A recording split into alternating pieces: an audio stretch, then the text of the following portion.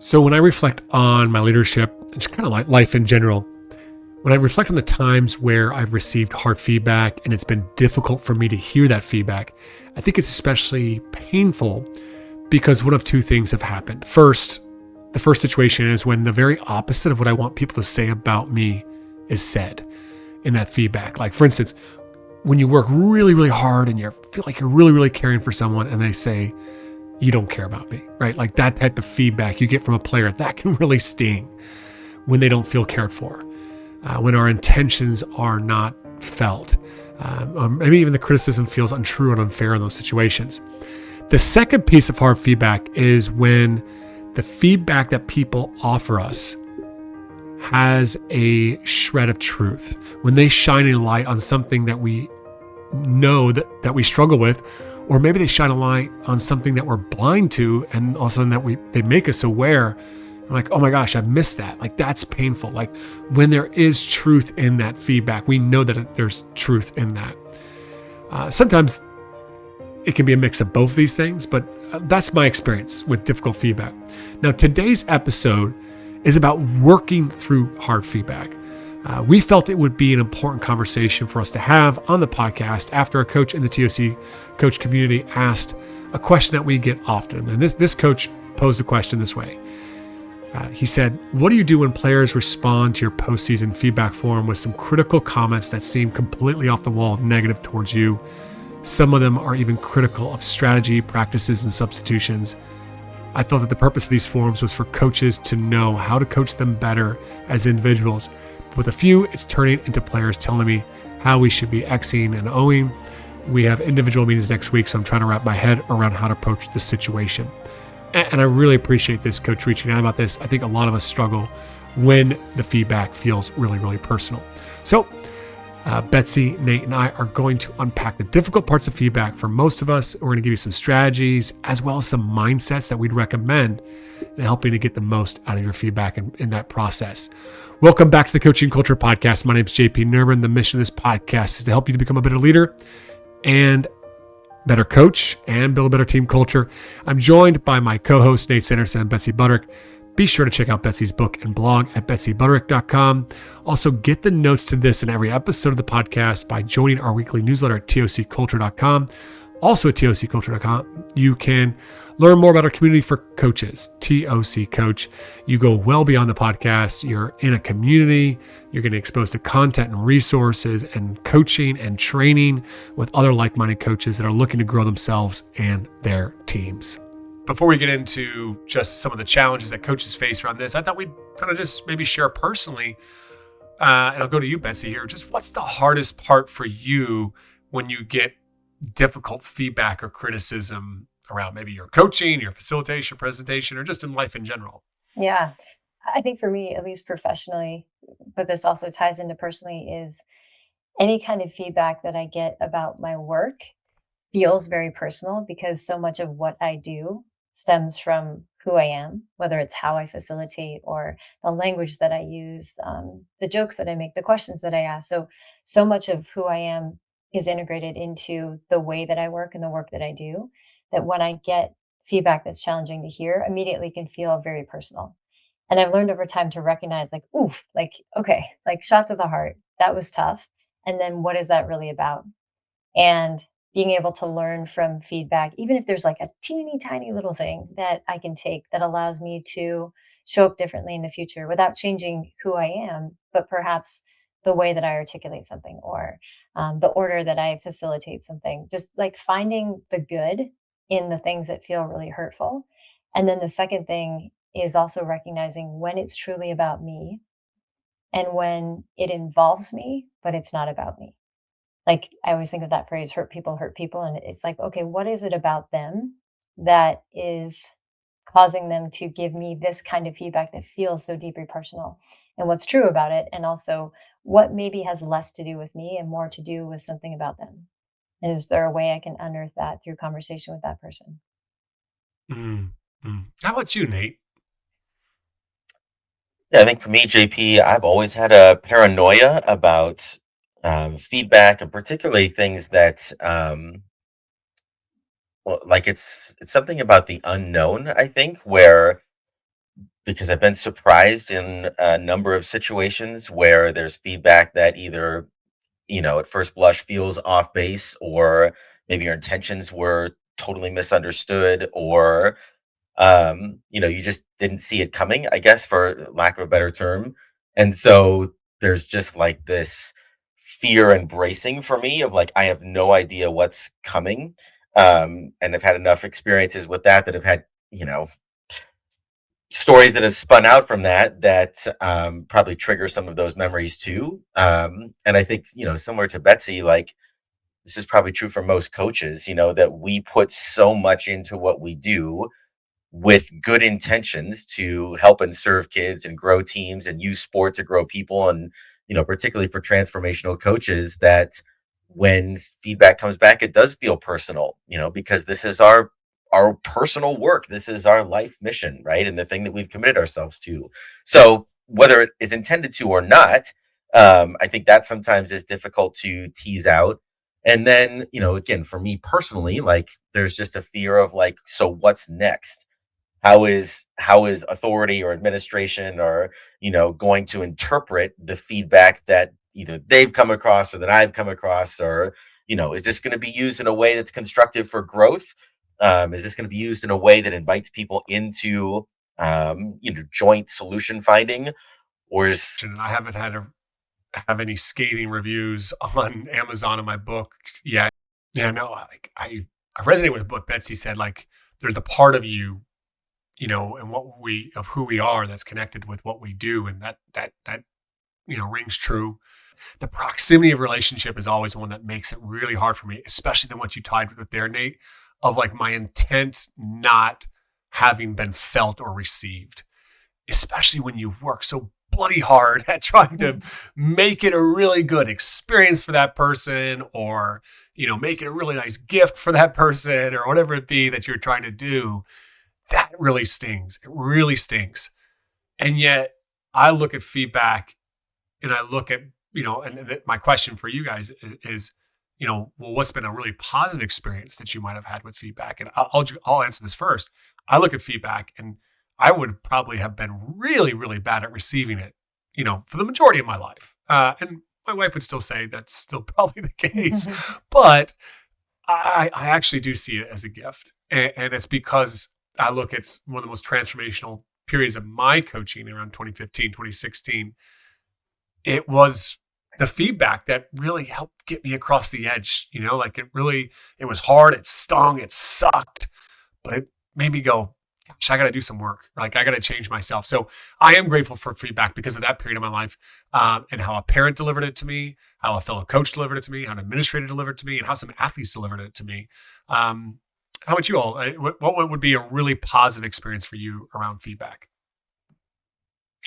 Well, I always love the exit interview process, with our teams. And that was not always sunshine and rainbows, at the end of the season when you meet with kids individually and really just have an opportunity for them to share about their experience and things that went well and things that didn't go well, and maybe ways that they'd like to be coached differently, or places where I miscommunicated or made decisions that, they didn't agree with, or that I didn't explain very well, or that didn't work out for the team. But there's probably an aspect of that that's different from anonymous feedback, in that there's a bit more control, I think, that I have over that environment and those questions and that conversation. And you mentioned before, like it with the relationship, it feels more collaborative when you're having those one-to-one or small group conversations. So I always enjoyed that process. We've done the last, I don't know, 10, 12, 15 years, whatever it's been. We've learned a lot of great things out of them, and I could point to all kinds of different changes that we've made over the years, because we tried to create a place where kids were free to give some feedback that would help us to give them a better experience and do things better the following year. And I think related to that, and we'll probably come to this later too, but how we choose to respond to that feedback really matters as well, as to whether or not we're ever going to get useful feedback again. So if it is something that we ignore, kids are not going to want to spend the time and, with you to vent their frustrations if nothing's going to change.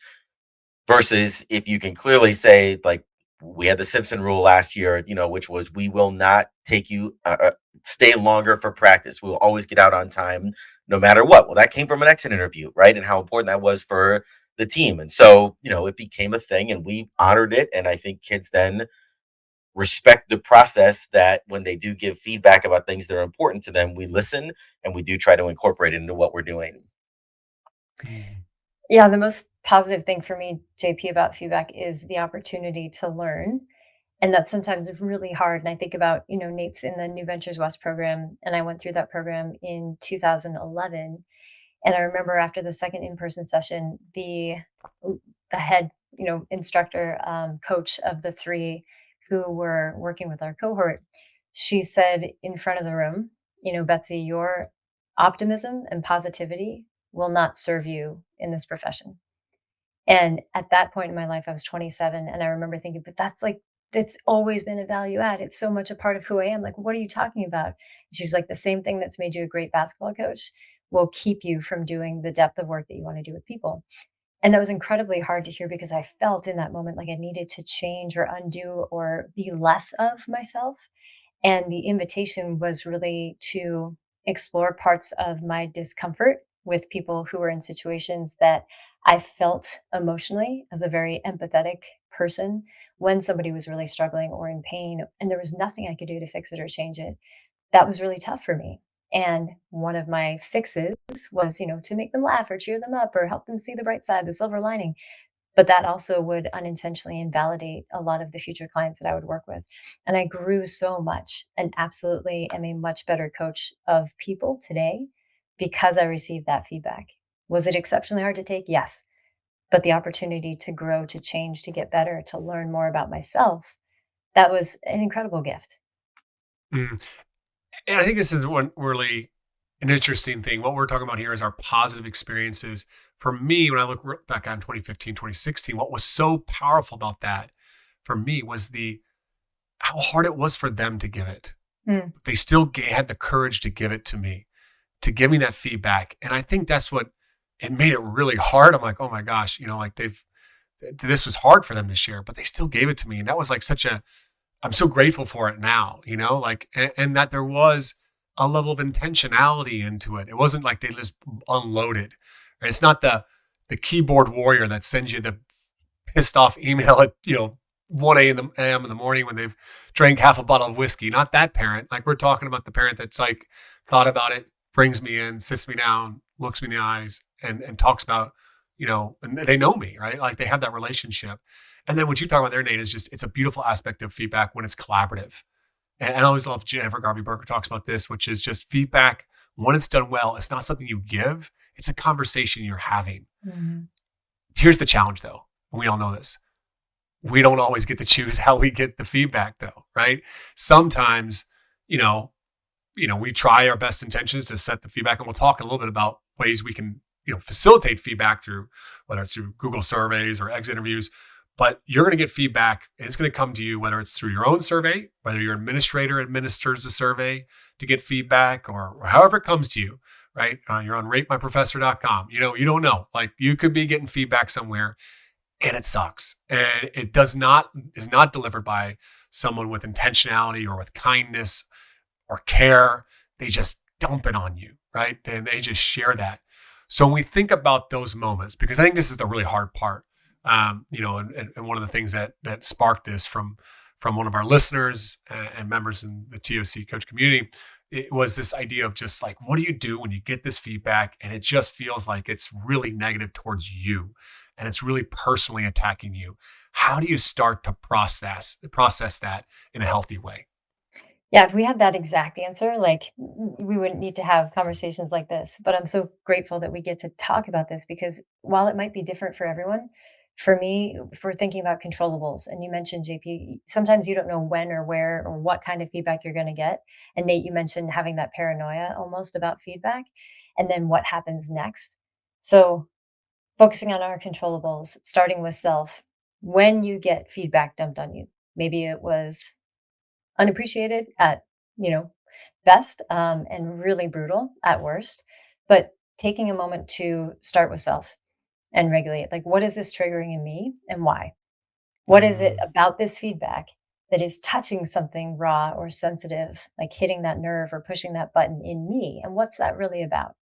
So being able to separate out the feedback and the person who gave the feedback from what's happening inside of me and why is this so triggering for me? Can you give us an example of how you might do that with a coach, right? Like when you're working with someone there and they are like, they're really triggered. Like, where does that start? How might someone do that? I remember I was working with a coach. So this is high performer, collegiate coach, former Olympian, dual gold medalist in their event. And they were telling me about how frustrated they were with this one athlete's behavior. And there were comments related to that athlete that they'd made in front of the coach. And so they get on the call and they're just venting, venting, venting. And I said, I can understand how that's really frustrating, especially knowing you like I do. And they're like, yeah. And I said, okay, I've got a question for you. How long do you want to hold on to this? And they started laughing and they're like, "Well, I don't." And I'm like, "Okay, cool. Then let's work on putting it down." And like what needs to be true for you to accept that this athlete will never be the kind of competitor that you were, that as talented as they are, as much potential as you see in them, if they don't want to go there for reasons that have nothing to do with you, it's unlikely that you're going to move them into that space. So questioning a client to the point where they understand why they're holding on to something, why it feels so important, and what needs to be true or what choices could they make to start to let go of those things without losing their sense of purpose or identity or the things that they value. That would be a starting point for me. Well, and back up to say, starting with gratitude and or validation, like, thank you for sharing. That does sound really challenging. Like just normalizing that, like, yeah, this is hard. Now let's get into what we want to do about it. Yeah, and that's always hard to move from that place of like frustration all the way over to gratitude. I mean, mine's probably taken me 10 years to really feel really, really grateful for feedback. It was quicker than that. But yeah, I think that's great. And one of the questions I always go back to is just, what's the hardest part about this for me right now? Like what's really the triggering part? That question, even if you don't have someone to ask it for you, you can ask it to yourself. Nate, what would be your first step? When you feel like for a coach, for anybody that's feeling really triggered, how might they process that feedback? Yeah, I mean, there's a lot of different ways to look at that. I think one is just trying to regulate yourself for a moment.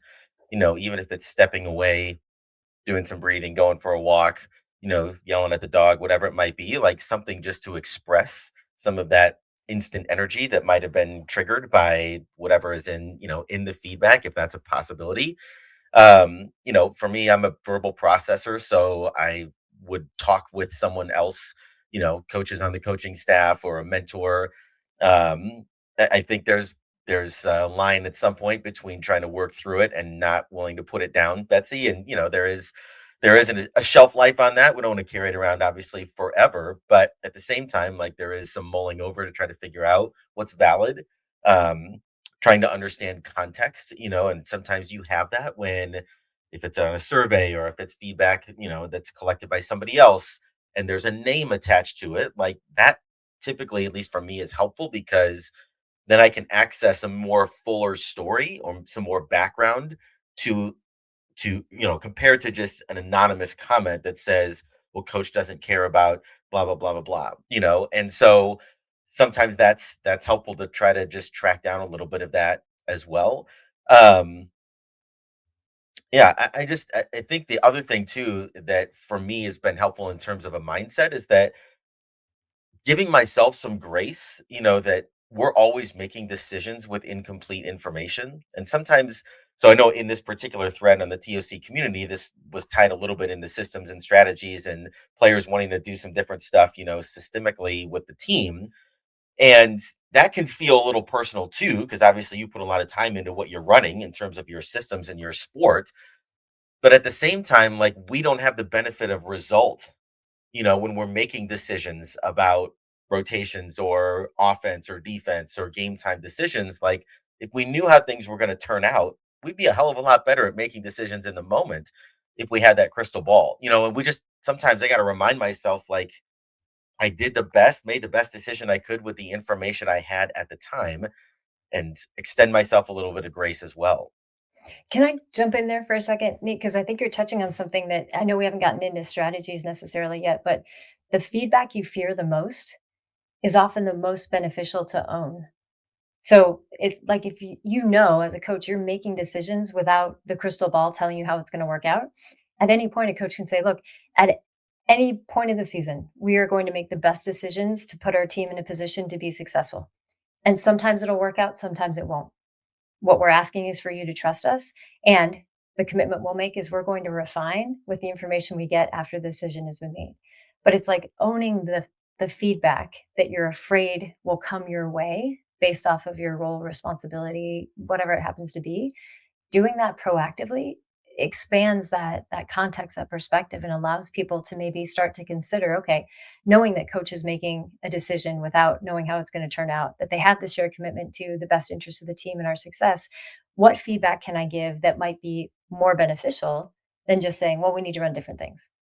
But this really brings up something there that I find really fascinating, which is oftentimes the feedback on things that we get are things that are really already been difficult for us. Let's just say, like picking an offense, right? Like to run the type of formation we run for our soccer team this year, right? You know, I could have really thought long and hard about that. And I would, like to Nate's point, I make the best decision I can with the information I have. At the end of the year, I might actually, and during the year, I might be questioning, oh, geez, did I make the right decision? And then let's throw on some criticism. Well, tactical formation sucked. Now I actually may go, yeah, they're right. I made the wrong call here. Or you might be like, no, like I've looked at it, but it's already something. Sometimes the feedback that we get is on things that we've already struggled with as a leader, that hard decisions, like I'm sure, like if I could talk to Pete Carroll, I mean, like that's one thing I mean, like that decision to make the pass, like how has he processed, the pass instead of the run in the Super Bowl or Marshawn? Everyone's like, oh, should give him the ball to Marshawn Lynch. But we've had Andy Duke on the podcast. So he talks about how it was the right thing to do.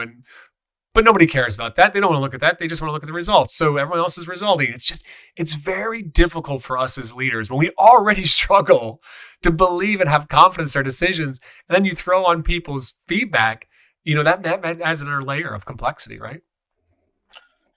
I think another thing related to that, JP, is that let's say you've got a roster of 20 in your sport and you make a decision based on playing time. That decision is going to be experienced in 20 different ways, right? And it's really hard for us to understand all of the nuance with that. And particularly for a certain individual, if they're giving feedback that says, well, I don't understand why I'm not playing or why Johnny's playing or what have you, but like they're seeing it through their own individual lens. The challenge of the coach is to have an understanding of how that decision affects all 20 members of the team and to be able to communicate, the rationale behind that and hope that it works. Right. So like there's an inherent complexity there that's just different from being in the coach's chair than being in the player's, seat on the bench from their perspective, or the parent, or, whoever else is chiming in with the way that things should have been done, in retrospect. Hmm. I think a critical process, and I've talked about it in the podcast before, a really critical one when we get feedback is always to look at it and, if possible, someone outside of it, someone that's not as emotionally attached, like a spouse or a partner, but someone a little bit outside of the circumstances to help you do this. But it's just to say, okay, I got this feedback. It really sucks, right? We've done the processing. All right, I'm coming down, I'm a little regulating here, but like, is it true? Right? And if it's true, like it's obviously own it, admit it, learn from it, move on. If it's not true, right? Well, how do we know it's not true? But like, if it's not true, I still say you learn from it, right? And the learning is it's their truth. It's their perspective. Okay. Now what do I do with that? Like to your point, Nate, like, it's like, could I have done a better job of communicating why we do this or why, playing time, right? Could I have done a better job communicating upstream so that they didn't necessarily have this experience or this perspective? Or is this information just telling me and helping me learn more about this person? And maybe that person, maybe that disgruntled parent, maybe that athlete, maybe they're not right for your program. That's one extreme, but like it could just be, it's just also the way that they communicated it to you, that probably says a lot more about them than it says about you. All right. So remember that one, right? When that feedback isn't always very clean, and nice. But really, I think there's always some learning to be had. And oftentimes even if it's not fully true, there's a shred of truth. there's a shred of truth in a lot of feedback, and we find that shred of truth, and can we use that as a learning opportunity? Is a huge piece for us. Two things come up for me when you're talking, JP. The first is, I think we often go to, okay, is it true or is it not true? And I appreciate you saying whether it's true or not, what can you learn from it? And for me, when we talk about, well, they're only having one experience, this is one person's experience, to Nate, to your point of the 20, and they're giving feedback through their lens. When we're asking ourselves, is it true or not true? We are also asking through our own lens, right? So for me, I try to view all feedback as information because information is much more neutral than it is true or not true, which we often assign as positive, negative, helpful, unhelpful. And then the follow up question that I ask myself is, okay, what's useful here? Whether it's true or not true, Mm. what's useful here? So if we see all feedback as information, and you mentioned that point, it's like, okay, we get all this negative, negative, negative stuff. And it's like, well, the information that we're getting is this may not be the right fit. And that's good because now we can use this information and make better choices in the future. So that's some of what's coming up for me. The other piece is if we can pretend as if we are a mirror, whether you are prepared for feedback or not, whether it's scheduled or not, whether it's positive or negative, to use that feedback and reflect the light first into ourselves to say, okay, what's showing up here given this feedback? And then also to reflect back on the other person, shine the light there and say, okay, what's this really about for them? And to be able to learn from both, knowing that neither of us is absent of our own filter, but with better quality information, with feedback being a conversation instead of a one way delivery, that we have the greatest opportunity for growth. And I love that about feedback. Betsy, we were talking off air and you used an example, and feel free to unpack this a little bit more, but like the difference between something that sounds judgmental and personal could also be interpreted as that individual's need that is not being met. So if you get a feedback form that says coach isn't encouraging, well, Yes. that sounds like, the condemnation that the team has come together and decided that coach does not encourage the players enough. But that could also be interpreted as that individual player needs more encouragement. And that phrase feels a lot different than coach is never encouraging. Yes. And again, I think about that quote, always and never are two words we should always remember never to use because very rarely is someone that consistent in everything that they say that it's true.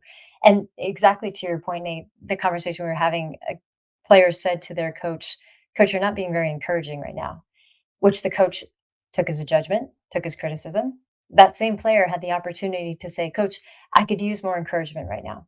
And now we're making a request. We're giving someone an opportunity to do something differently in a way that's helpful in the future versus simply saying what's true for us, but in a way that doesn't give them that same opportunity.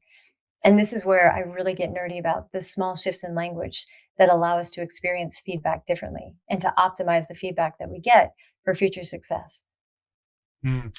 This makes me think of something I'm going to try next time someone gets some bad feedback. And maybe I'll do it myself first. That's always a great place to start.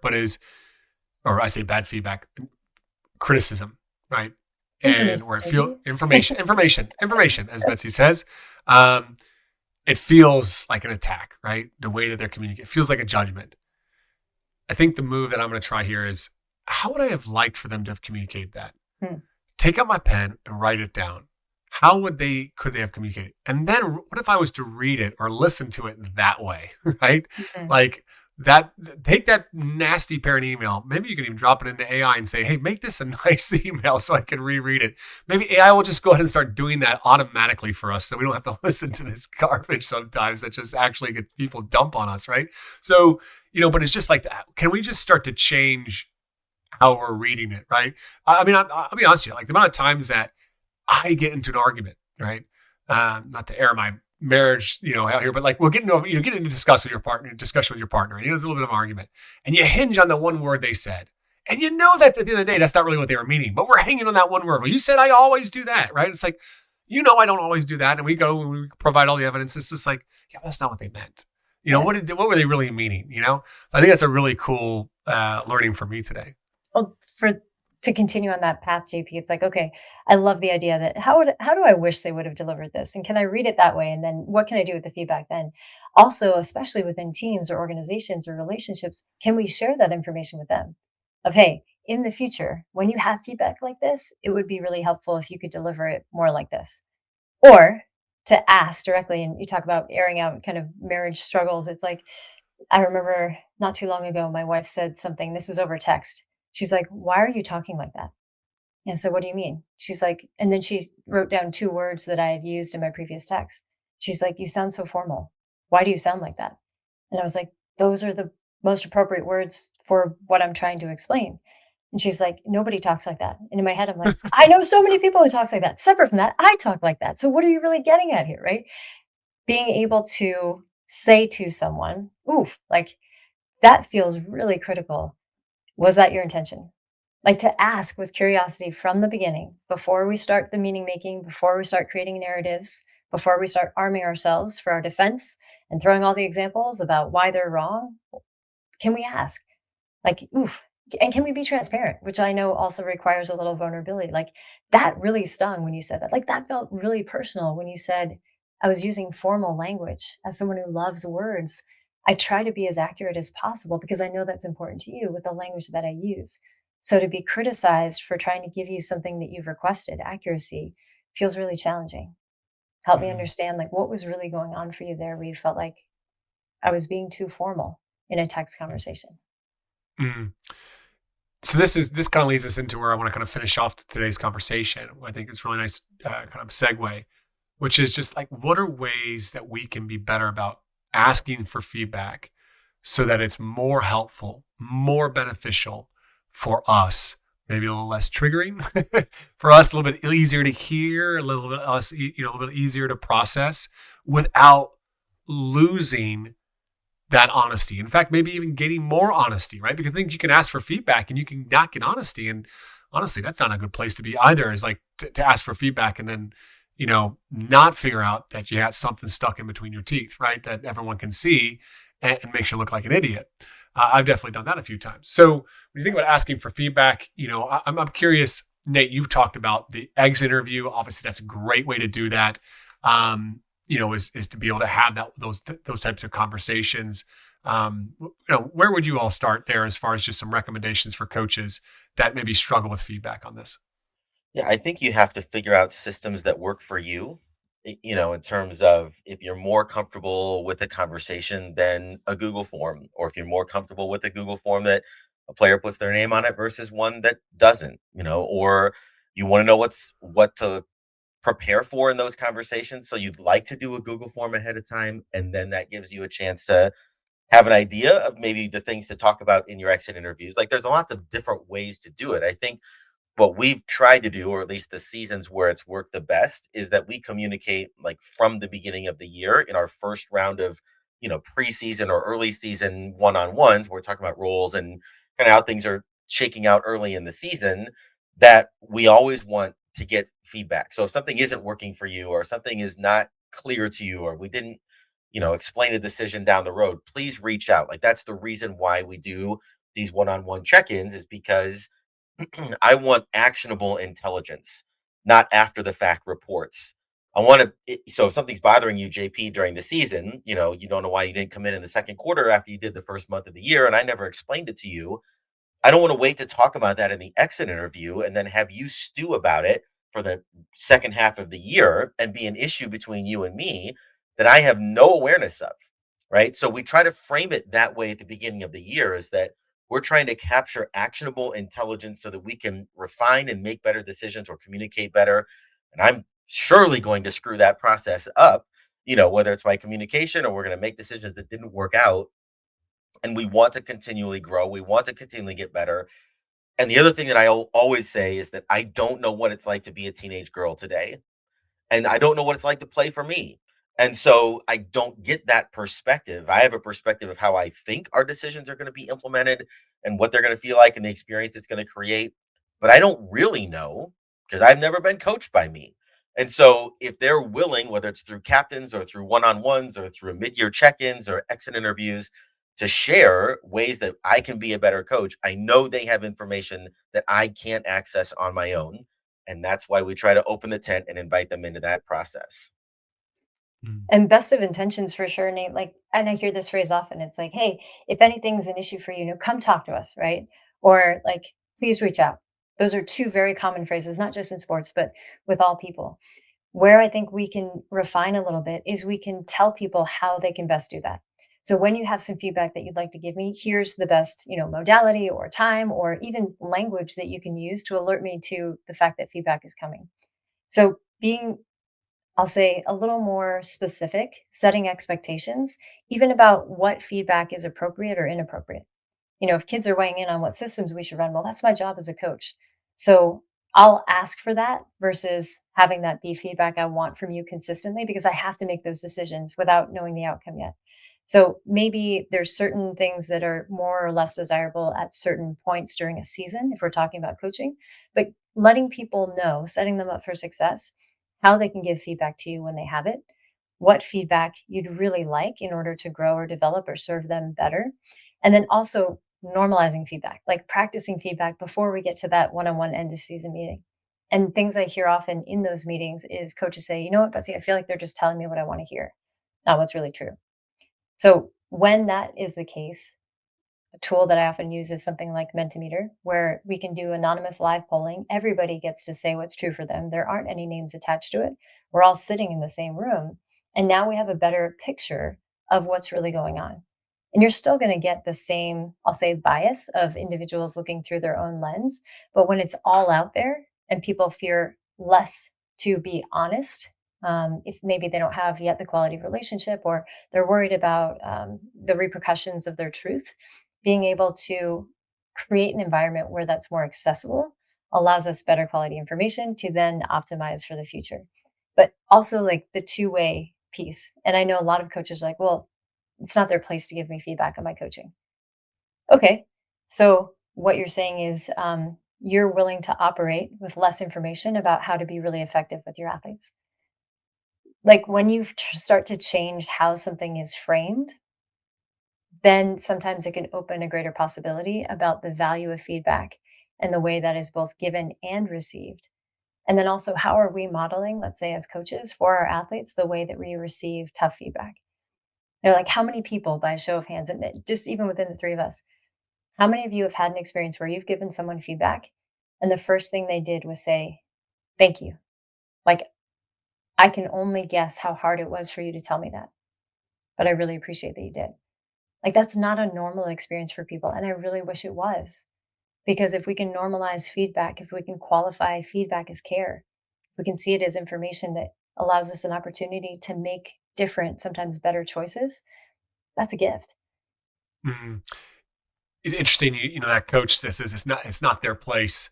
I really push back hard on that coach, and I know you like. It's just like I'd love to see the coaches like that. And I was that coach, and some days I'm still in that coach, and still some days I'm that person.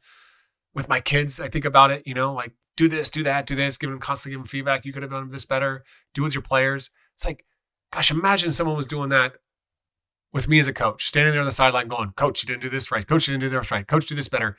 I mean, I know as a husband, sometimes my wife is by the sidelines going, you can do this, this, this. And it drives me crazy. Right.